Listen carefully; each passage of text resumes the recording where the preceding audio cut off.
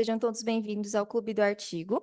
Hoje iremos abordar o artigo cujo título é O Sistema Cardiovascular no Choque Cardiogênico, Insight a partir de um simulador cardiovascular.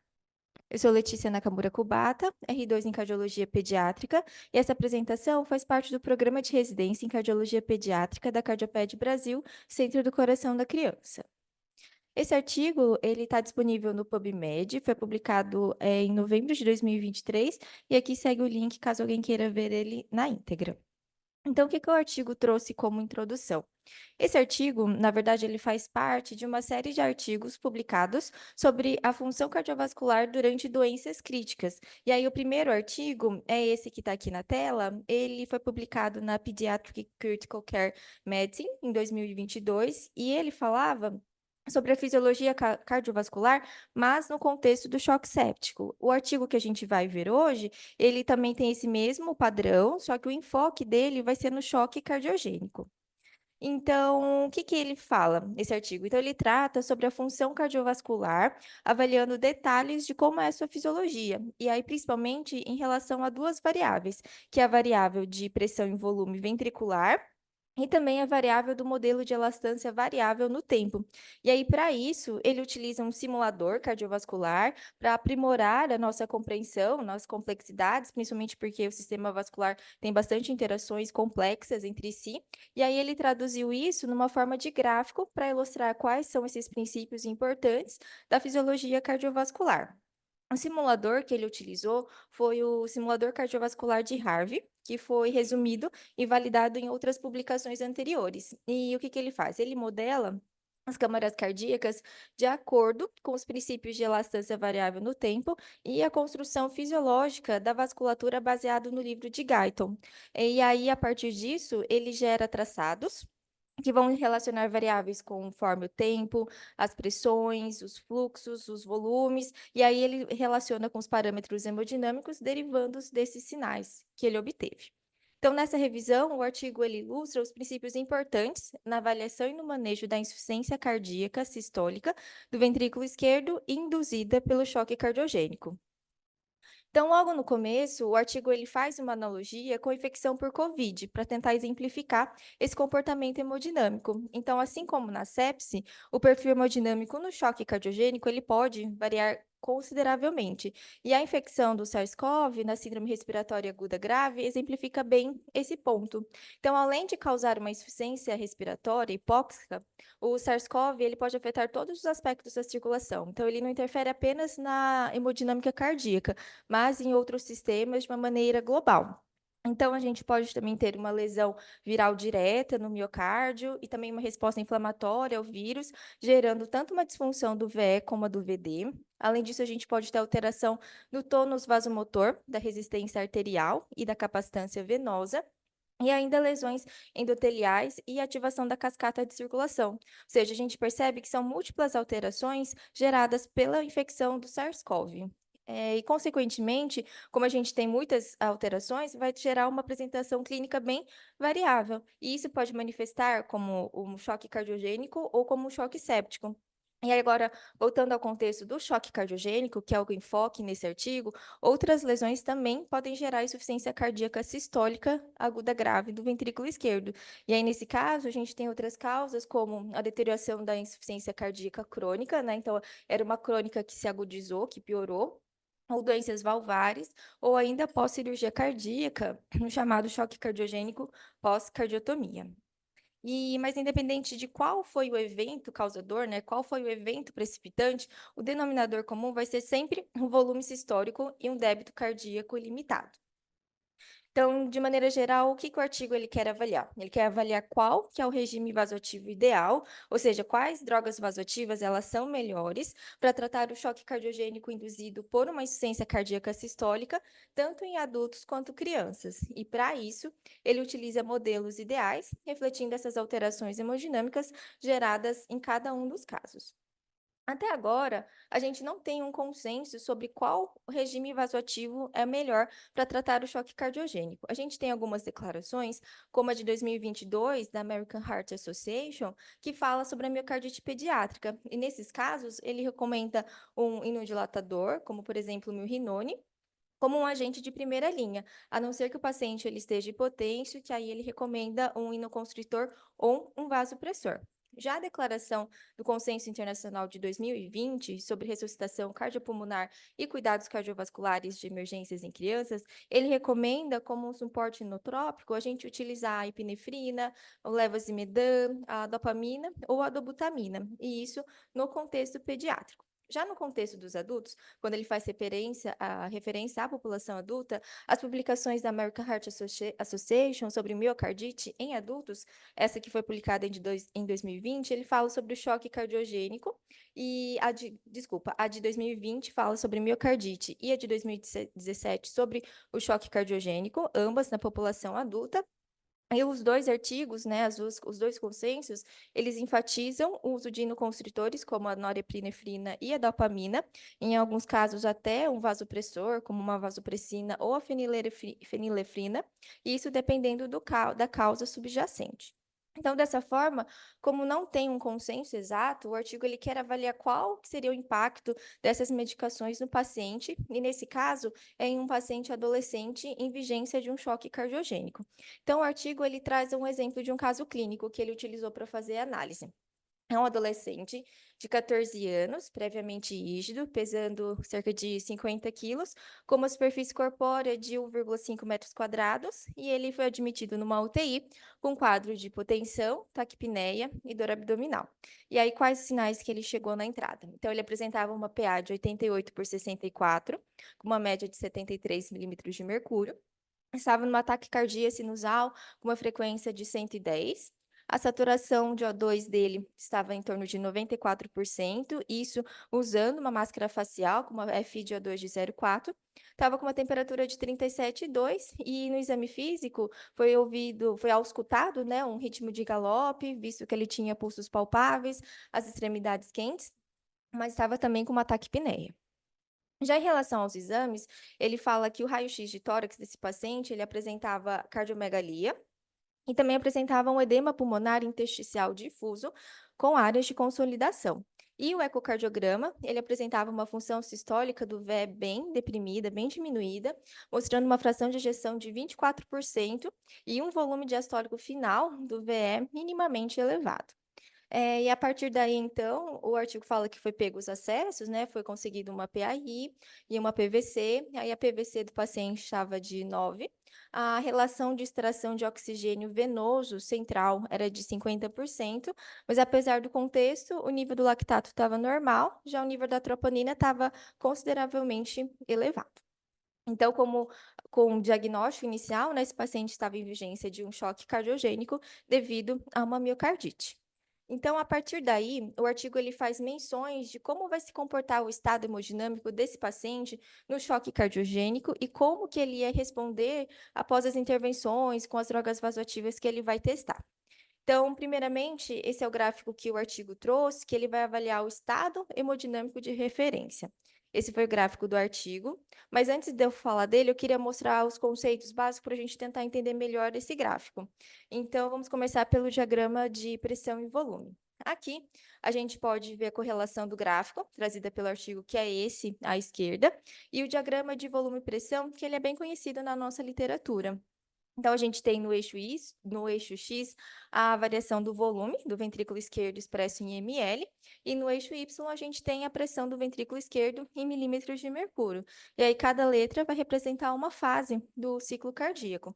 Então, aqui em A, onde eu sinalizei, a gente tem o volume sistólico final, que é onde a gente tem a abertura da válvula mitral, que corresponde ao final da sístole. Então, todo o volume do sangue ele já saiu e fica apenas o volume residual. Aí aqui, entre A e B, a gente tem o período de preenchimento na chamada diástole. Aí já em B, a gente tem o volume diastólico final, né? E ao final da diástole, a gente tem também o fechamento da válvula mitral, e aí começa a ocorrer a contração. Entre B e C, a gente tem a fase de contração isovolumétrica, e até chegar em C. Aí em C é o momento em que a válvula aórtica ela vai se abrir e ocorre a ejeção, ou seja, a saída do sangue para a via sistêmica. Aí entre C e D é o período de ejeção, no qual a pressão ela vai aumentando até sair todo o sangue. E em D, a gente tem fechamento da válvula aórtica, para não voltar esse sangue para o ventrículo. E aí, novamente, de D para A, a gente tem o relaxamento isovolumétrico, do qual o ventrículo ele vai relaxando, fazendo como se fosse um vácuo, porém aqui ainda ele não vai receber o sangue, porque a válvula mitral está fechada. E aí, em A, ele inicia novamente o ciclo cardíaco. Então, outra correlação a gente pode avaliar também em relação à seta. Ao meio, a gente tem o volume do sangue que foi rejeitado, ou seja, a fração de ejeção. E a área sinalizada no centro vai equivaler ao trabalho cardíaco. E antes também de dar sequência, vamos entender mais dois outros conceitos que são muito importantes para a gente ver nos nossos próximos gráficos, que é sobre a elastância ventricular e sobre a elastância arterial. Então, o que a gente tem que saber primeiro é sobre a função do ventrículo. A função, então, é basicamente garantir um volume sistólico adequado e um gradiente de pressão também adequado.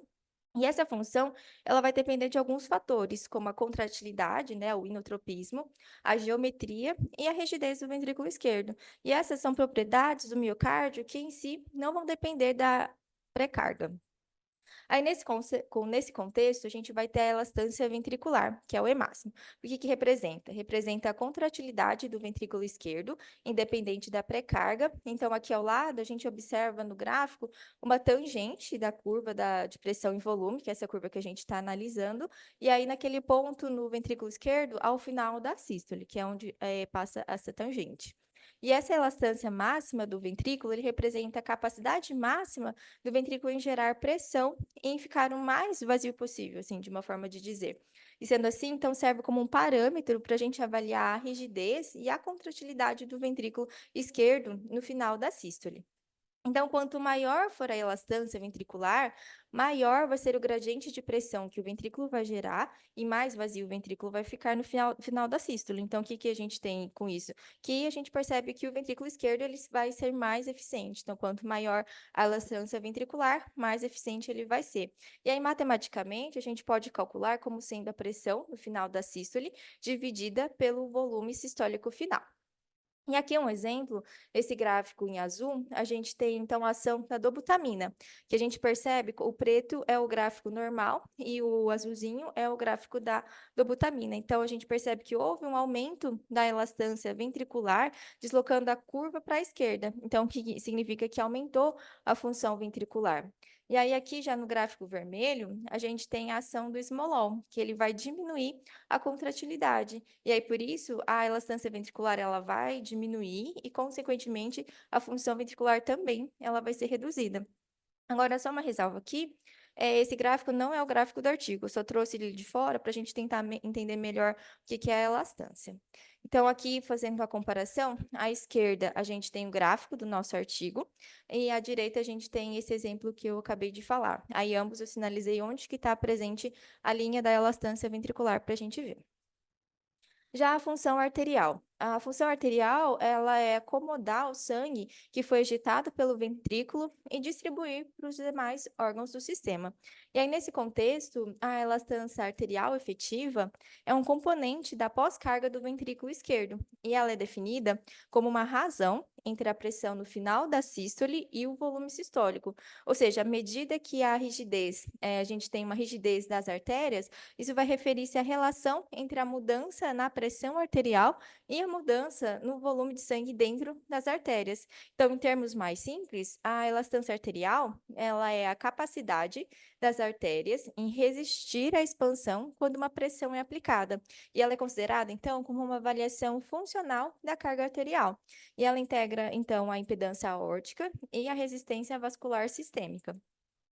Então, no mesmo gráfico de pressão e volume, a gente também consegue estimar essa elastância arterial. Então, quando a gente traça uma linha no volume diastólico final, com a pressão no final da sístole, que vai seguir no sentido oposto ao ventricular, como a gente viu anteriormente. E se a elastância arterial ela aumenta, significa que para o mesmo volume sistólico, eu vou ter uma pressão mais alta na aorta e no sistema arterial. Ou então, pode significar também que para uma mesma pressão, a gente vai ter um volume sistólico menor. Então, o que a gente consegue concluir disso? Quando a elastância arterial ela está aumentada, a gente tem inferência que pior está o ventrículo, porque significa que está acontecendo um desacoplamento entre o ventrículo e a artéria. E para entender melhor, vamos ver então esses exemplos. Avaliando esse gráfico em vermelho, comparado ao gráfico em preto, que é o normal. Então, o vermelho é alterado, o preto é o normal. Se a gente der fenilefrina para o paciente, que ele é um potente vasoconstritor, a gente vai ter uma pressão mais alta no final da sístole, né? Como a gente percebe, o gráfico ele está muito mais acima, ou seja, teve o aumento da pressão, só que o volume ele permaneceu o mesmo. Isso significa que a minha elastância arterial ela aumentou. Porém, pelo contrário, se a gente der um vasodilatador, como por exemplo o nitroprussiato, eu vou ter um volume sistólico maior para uma pressão menor no final da sístole. Então, a gente vê que o gráfico ele já está mais abaixo, ou seja, a elastância arterial caiu, como a gente consegue ver aqui. E aí, então, correlacionando, a gente tem à esquerda o gráfico do nosso artigo e à direita o exemplo, comparando então a elastância arterial, qual que é o traçado em que ele se encontra. Então, uma vez que a gente conseguiu avaliar tanto a elastância ventricular quanto a elastância arterial, a gente pode avaliar como que é o acoplamento ventrículo-arterial. Então, quando a gente faz a razão entre essas duas variáveis, a gente tem o chamado acoplamento ventrículo-arterial, que é a carga imposta pelo sistema arterial dividida pela carga efetiva gerada pelo ventrículo. Então, se a relação for igual a 1, a gente tem o máximo de trabalho sistólico. Agora, quando ela vai ficar próxima a meio, a gente tem a máxima eficiência energética, quer dizer, é o estado que vai estar mais equilibrado. Agora, se essa relação ela der maior que 1, aí a gente já vai ter um desacoplamento ventrículo arterial. Então, pior vai ser. Então, além disso, a gente, por meio desse gráfico, por meio dessas linhas, a gente também pode ter uma outra conclusão, que é sobre o gasto energético do coração. Então, a área que se forma, né, entre a curva de pressão e volume, com a relação da pressão e o volume no final da sístole e no final da diástole, a gente vai ter praticamente o gráfico do trabalho cardíaco. E é com isso que a gente pode correlacionar com o consumo de oxigênio do miocárdio. Então, agora vamos conhecer, depois que a gente já conseguiu conhecer esses conceitos, a gente vai analisar melhor o gráfico que o artigo nos trouxe. Então, na primeira parte do artigo, ele mostra o perfil daquele paciente adolescente que a gente viu no começo, ilustrando o seu perfil hemodinâmico no choque cardiogênico causado pela miocardite aguda. Então, aqui a gente vai ter a contralidade do ventrículo bastante diminuída, ou seja, a elastância ventricular ela vai estar significativamente reduzida, e como a gente pode ver aqui no gráfico, que em verde é o coração normal e em roxo é o paciente com choque cardiogênico. Então, a gente pode perceber que a elastância ventricular, ela diminuiu. E além disso, a elastância arterial sistêmica, no choque, ela vai estar elevada. Isso acontece porque a gente tem uma ativação neurohormonal e temos um aumento da resistência vascular sistêmica. E aí, nesse caso, do paciente foi de 14 para 19 unidades Wood e a frequência cardíaca também, que subiu de 60 para 110, como foi relatado no artigo. E o volume sistólico e a fração de ejeção, eles também ficaram bem reduzidos, como então a gente pode observar a diferença entre as áreas. A gente vê que a área no gráfico verde ela é bem maior do que a área no gráfico em roxo, que é o gráfico do choque. E aí, nesse caso, a gente tem o desacoplamento ventricular arterial, porque quando a gente faz a relação da elastância arterial com a ventricular, teve um valor que aumentou de 0,6 para quase 3, que o artigo referiu. Então, a gente percebe que está tendo esse desacoplamento. E ainda, devido à fração de ejeção que está reduzida, associado a esse volume sistólico elevado e a constrição venosa, a gente tem que o volume diastólico final e a pressão diastólica final também acabam ficando elevados. E aí é por isso que a gente vai ter o desenvolvimento do edema pulmonar hidrostático e também comprometimento da oxigenação, que é aquele que o paciente estava apresentando. Então, no nosso caso, ele estava saturando 94, mas só sobre o auxílio ainda do suporte de oxigênio. E no raio-x também foi visto que ele estava já com um edema pulmonar. E, novamente, estão abrindo aqui um parênteses para o conceito, o gráfico, ele também mostra uma curva em preto, que é essa aqui abaixo, que eu também sinalizei, e aqui está presente a sigla EDPVR, e ela representa a relação pressão-volume diastólica final do ventrículo. E ela é curvilínea, né, elas têm esse aspecto curvilíneo por causa das propriedades viscoelásticas do miocárdio. E ela serve como indicador da rigidez da câmara, sendo o inverso da complacência. Então, se a câmara cardíaca ela ficar mais rígida, a gente vai ter um aumento dessa inclinação. Com a curva, então, ela se deslocaria para cima e para a esquerda. No caso do nosso exemplo, a gente não percebe essa alteração. Aqui a gente teve um relaxamento prejudicado do ventrículo, no qual houve um deslocamento ascendente, né? Então a gente percebe que ela foi para frente, mas não alterou a inclinação, ou seja, o relaxamento ele foi prejudicado, mas não teve alteração na rigidez do ventrículo, como a gente consegue ver aqui no gráfico. Agora vamos analisar a pressão que o paciente se encontrava. Então, ele estava com uma pressão de 88/64, média de 73, e a perfusão do paciente estava preservada no exame físico. A pressão arterial média, ela excede o valor mínimo, que seria de 65 milímetros de mercúrio, quando a gente analisa comparado aos consensos para os adultos. Agora, se a gente avaliar os consensos pediátricos, esse valor ele vai estar no percentil de 5 a 50 para a idade, né, do adolescente, e que seria uma pressão média de 60 a 70. E além disso, apesar da avaliação da perfusão preservada, né, então a gente viu no caso que estava ok, a resistência vascular aqui, no caso, a resistência vascular sistêmica, ela está elevada em 19 unidades UDs, e isso destaca esse potencial discordância que pode ter entre as estimativas e os valores medidos da resistência arterial periférica. E outro fato interessante aqui é que, apesar do paciente estar hipotenso, está com a sua função diminuída, o nível sérico do lactato aqui não havia sido alterado. Isso acontece porque a relação de oxigênio estava de 50%, ainda é melhor que uma relação crítica de extração do oxigênio, cujo valor é 65. Mas só lembrando que 50 para volume de extração já é um valor alterado. Ela já está mais alta que a normalidade. Geralmente, a gente consideraria o normal cerca de 20%. Porém, em situações como o caso desse paciente, que ele estava em choque, ela pode aumentar.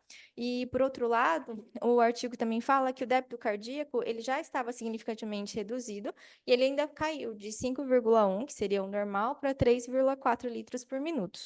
E ainda sobre esse primeiro gráfico que o artigo ele traz, ele faz uma correlação importante comparando com a insuficiência cardíaca aguda, que é que o paciente está apresentando, com a insuficiência cardíaca crônica. E aí ele fala que no caso da crônica, a gente tem um remodelamento ventricular. Isso vai acabar levando ao aumento no volume diastólico final e um deslocamento dessa relação pressão-volume, né, do gráfico, para baixo e para a direita. Isso significa que há uma diminuição da rigidez ventricular e, consequentemente, o aumento da complacência. Agora vamos analisar o gráfico depois da implantação de algumas drogas vasoativas para a gente ver como que ele alterou esses perfis hemodinâmicos. Então, a primeira droga que ele utilizou no artigo foi um inodilatador, e aí essa denominação de inodilatador foi a tradução mais literal do termo. Mas geralmente aqui no nosso contexto, na nossa rotina, a gente fala de um inotrópico e vasodilatador. Então, aqui a gente tem como, por exemplo, a dobutamina, o milrinone e a epinefrina. E na figura 2A, que o artigo ele trouxe, ele vai ilustrar o impacto da dobutamina, que vai ser esse gráfico em azul. Então, novamente, em verde é o normal, em roxo é o choque cardiogênico, e em azul vai ser o choque sob o uso da dobutamina. E o que que modificou? O que que o artigo ele viu que alterou, né? Então, quando a gente iniciou a dobutamina, teve a elastância ventricular aumentada em 15% e a resistência vascular sistêmica diminuída de 19 para 16. E aí, como resultado dessa diminuição da relação entre a elastância arterial e a ventricular, a fração de ejeção e o volume sistólico, eles aumentaram em relação ao estado basal do choque cardiogênico. Então, foi de 24, 28% para 32 a 37 ml, respectivamente. Então, aumentou a elastância ventricular, quer dizer, aumentou a contrailidade e diminuiu a resistência vascular sistêmica. Houve também, com isso, o aumento da frequência cardíaca e do débito cardíaco, que de 110 foi para 116 batimentos por minuto, e o débito de 3,5, ele aumentou para 4,2. Então, a gente viu que teve um efeito benéfico. E aqui, a pressão arterial e a pressão de perfusão coronariana também aumentaram devido a esse aumento da elastância ventricular. Então, foi de 73 para 80 e a perfusão de coronária de 41 para 49. Então, se a gente observar no gráfico, a dobutamina, que é um azul, ele deslocou a curva para a direita, comparada ao choque, que é em roxo. E isso mostra que houve uma melhora tanto da fração de ejeção, quanto da pressão, quanto do débito cardíaco. Então, significa que a dobutamina ela teve uma ação benéfica. Agora, já no modelo 2, passo 2B, ele associou à dobutamina um vasodilatador. Então, aqui, juntamente com a dobuta, ele iniciou o nitroprussiato de sódio, que é um dilatador arterial venoso bem potente, conforme a gente vê. Então, aqui, o normal verde, o roxo é o choque, o azul é a dobutamina sozinha e o vermelho é a dobutamina com o nitroprussiato. Aí aqui a gente teve com essa vasodilatação adicional, né, tanto dos vasos de resistência arterial quanto a capacitância venosa, a gente teve um deslocamento do diagrama de pressão e volume para baixo e para a esquerda, melhorando ainda mais esse acoplamento ventricular arterial ao diminuir a elastância arterial. Então, na dobuta, a gente teve aumento da elastância ventricular, que melhorou a contratilidade, e aqui, além de ter esse aumento da elastância ventricular, a elastância arterial ela diminuiu. Então, isso influiu para ter um volume sistólico e um débito cardíaco aumentado ainda mais. Então, de 37 foi para 39 e de 4,2 foi para 4,5, mantendo uma PA média de 75 milímetros de mercúrio. Então, foi bem benéfico. Enquanto isso, o VO2 do miocárdio do ventrículo esquerdo também diminuiu, à medida que essa pressão nessa área do volume, de pressão e volume, ela foi reduzida. E isso faz com que diminua o consumo de O2, significando menos trabalho cardíaco. Então, com a dobuta e com o nitro, a gente teve um efeito mais benéfico ainda. Aí, no terceiro passo, ele analisa o uso de um inoconstritor, que aqui também a gente tem a denominação de um inotrópico com também um vasoconstritor, como, por exemplo, a dopamina e a norepinefrina. E aí, aqui, então, nesse gráfico, a gente viu a resposta teórica, né, por meio desse simulador, representado pelo gráfico, e aí aqui vai ser pela cor azul, a ação da dobutamina no choque. Aí nela a gente observa que a elastância ventricular ela aumenta, só que numa extensão semelhante à que a gente observou com o inodilatador anteriormente. Então a elastância aqui, a ventricular, ela aumentou parecido com a dobutamina naquele exemplo anterior. E aqui, além disso, a gente teve um aumento da resistência vascular sistêmica, que foi de 18 para 24 unidades Woods. E já com a DOPA, as pressões de perfusão então, elas aumentaram significativamente. A PA de 88 por 64 foi para 104 por 84, e a pressão de perfusão coronariana de 41 foi para 55 milímetros de mercúrio. Então, aqui, apesar dessa mudança, e apesar de ter conseguido, com a DOPA, aumentar também a elastância ventricular, a fração de ejeção e o volume sistólico acabaram não mudando significativamente. Isso aconteceu porque houve também um aumento da elastância arterial, enquanto no anterior, quando a gente associava o nitro, a gente via que a elastância diminuía. Mas no caso da dopa, ela aumentou, numa extensão bem parecida com a ventricular. Então, as duas aumentaram. E já o débito cardíaco, então, aqui nesse caso, ele não mexeu, o débito permaneceu inalterado. Isso porque a gente teve o aumento do volume estressado, né, que é aquele volume que está acima do orifício de saída, havendo constrição, foi aumentada também. Tivemos o aumento do volume sistólico final, o volume sistólico final, a pressão diastólica final e a pressão de oclusão da artéria pulmonar. Todos esses parâmetros, eles aumentaram no caso da dopamina. E isso acaba gerando ainda mais o aumento da lesão e da função pulmonar. Então, no caso, a gente percebe aqui que a dopamina ela não foi muito boa assim. E aí, no final, o artigo ele menciona sobre o suporte circulatório mecânico. Então, ele refere que quando as terapias farmacológicas sozinhas, né, as drogas vasoativas, elas não foram suficientes para restaurar e manter a entrega adequada de O2 para o miocárdio e para o sistêmico, a gente pode utilizar de um dispositivo de suporte circulatório mecânico e a gente pode indicar nesses casos quando as drogas não foram efetivas. Mas ele fala que não tem, então, uma seleção ideal de qual dispositivo e qual que é o melhor momento para a gente fazer a sua colocação. Esses parâmetros de quando é o melhor momento ou qual que é o melhor o circulador ainda permanece desconhecido. E, além disso, ainda existe uma grande variabilidade da prática da rotina. Cada hospital, cada serviço acaba utilizando de um jeito, acaba tendo seus próprios protocolos.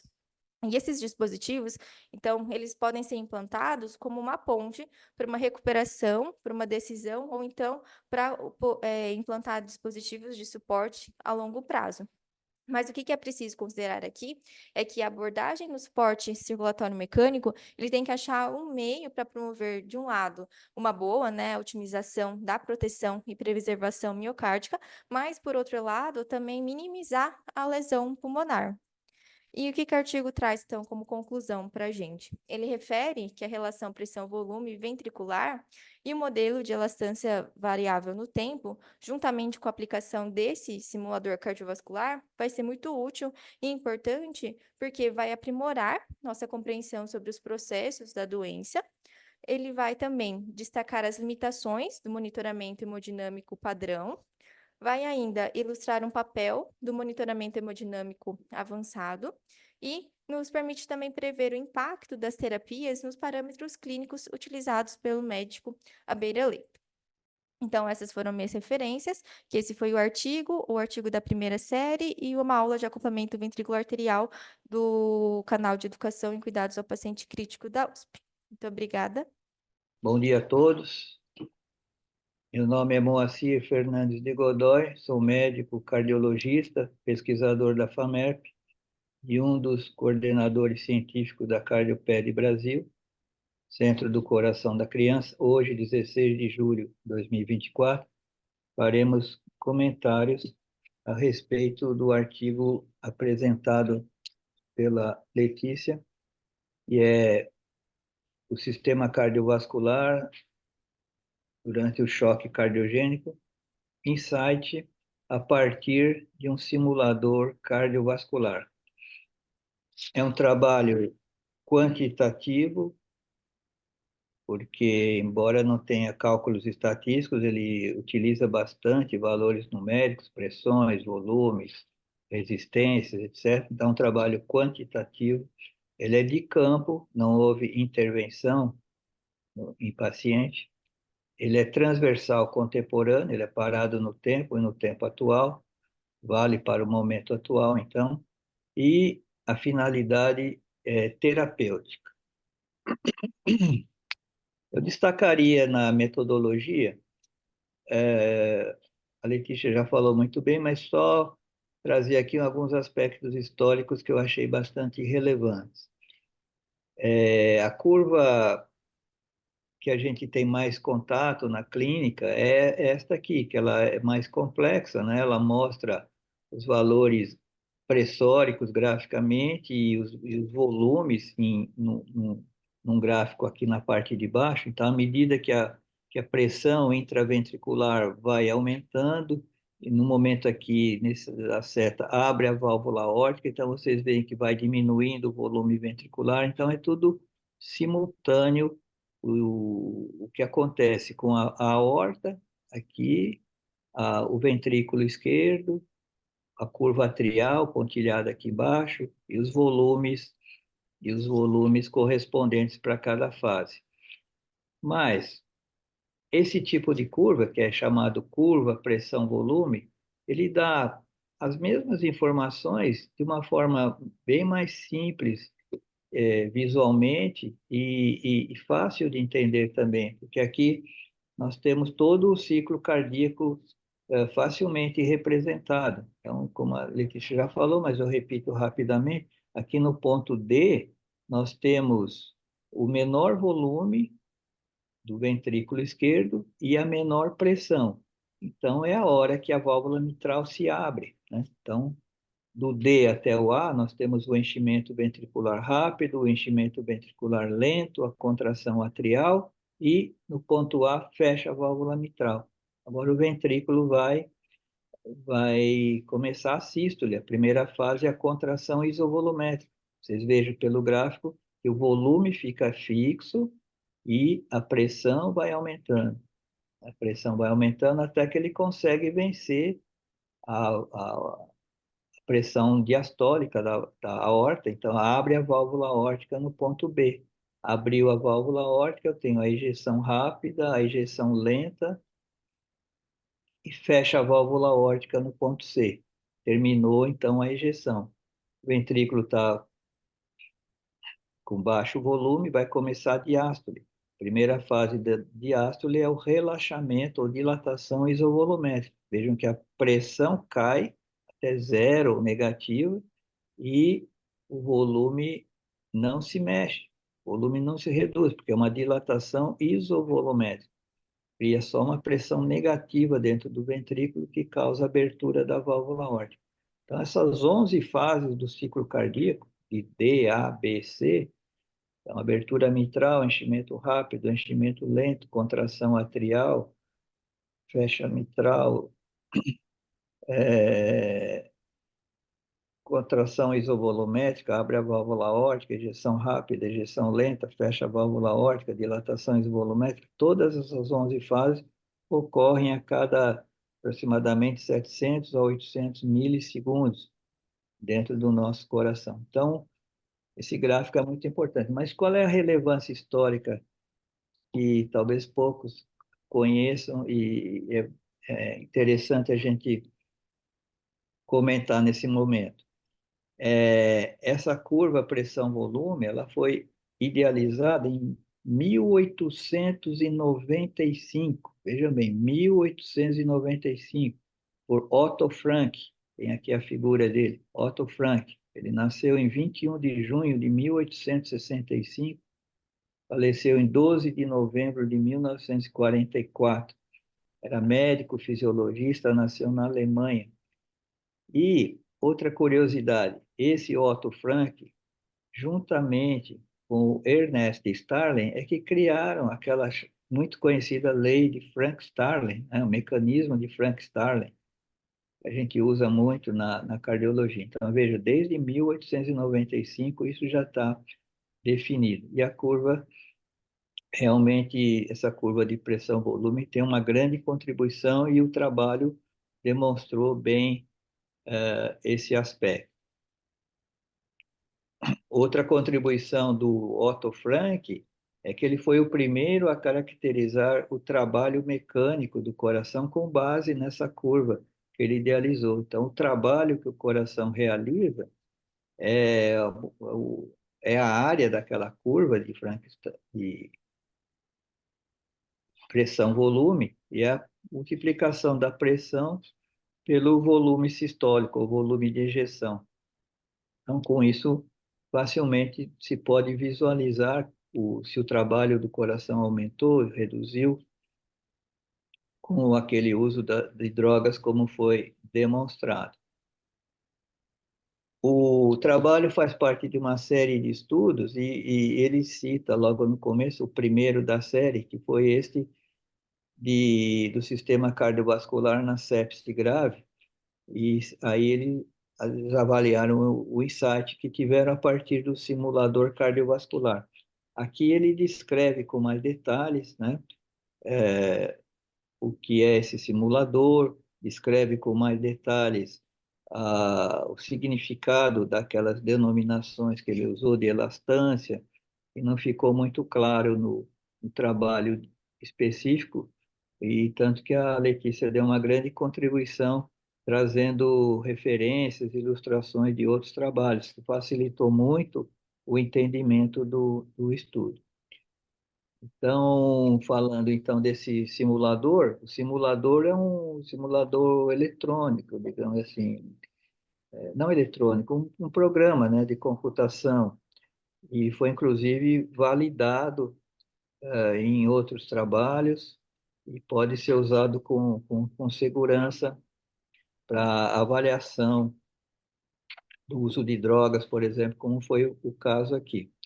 Então, a simulação ela é ideal, né, para melhorar a compreensão das complexidades do sistema cardiovascular. É um sistema hidrodinâmico e circuito fechado, né, não há perda ao longo do sistema, e há grandes interações entre o coração, as válvulas, essas interações são extremamente complexas. O coração é realmente um sistema complexo, né, de funcionamento, dinâmico, determinístico, não linear, sensível à dependência das condições iniciais, então tem todas as características do sistema complexo. Esse simulador Harvey, ou Harvey, né, ele modela as câmaras cardíacas de acordo com a variação do tempo, a elastância, tudo descrito ao longo do estudo, né? Ele gera, então, as curvas, então foi bastante ilustrativo, o resultado que eles mostraram com relação à utilização das drogas. Eu considerei um trabalho com bastante fortaleza, por destacar esses aspectos hemodinâmicos, né, bem clássicos e de bastante informação. Consideraria só de ponto uma certa fragilidade, ele dá referência do trabalho inicial e por isso talvez não tenha se dedicado tanto à explicação mais detalhada das variáveis estudadas. Mas, de qualquer forma, no conjunto, é um trabalho muito bom, muito interessante, e que traz grande contribuição para nós todos. Obrigado.